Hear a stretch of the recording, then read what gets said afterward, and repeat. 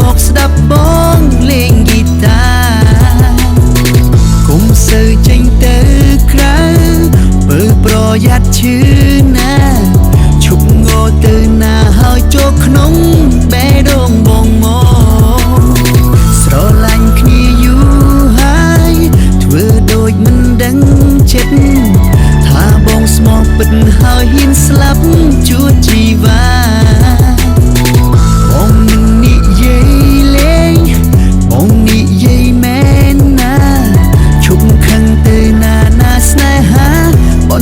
ចិត្តនិស័យបណ្ដាលឲ្យយើងជួបគ្នាប្រហែលជាពេលវេលាឲ្យយើងសាងក្តីស្នេហាបើមិនទាន់ជឿបងនាំអូនជុំម៉ាក់ជុំប៉ា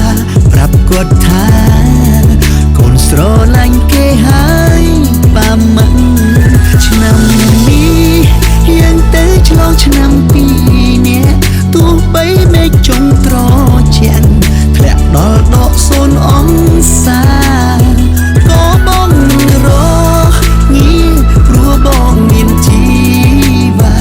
យើងរៀបការសាងគ្រួសារឆាប់នេះណាអូនណា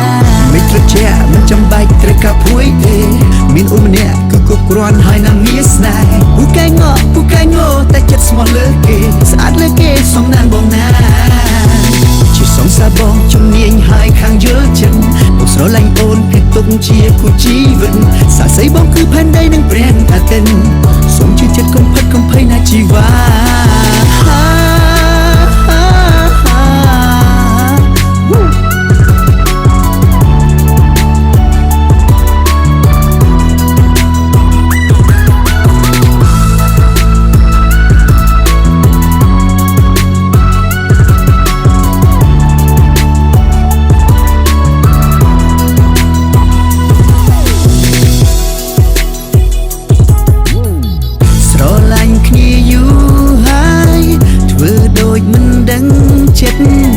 ថាបងស្មោះពិតហើយហ៊ានស្លាប់ជួជីវ៉ា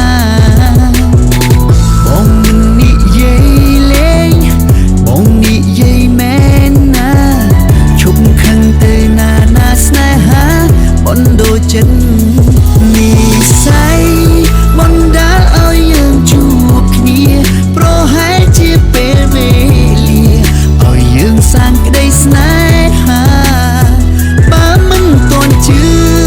បងនាំអូនជុំម៉ាក់ជុំប៉ាប្រាប់គាត់ថាកូនស្រឡាញ់គេហើយប៉ាម៉ាក់ឆ្នាំនេះយើងទៅឆ្លងឆ្នាំពីរនាក់ទោះបីមេឃចុងត្រជាក់ធ្លាក់ដល់ដក0អង្សាក៏បងរងាព្រោះបងមានជីវ៉ាយើងរៀបការសាងគ្រួសារឆាប់នេះណាអូនណាមិនត្រជាក់មិនចាំបាច់ត្រូវកាប់ព្រួយទេ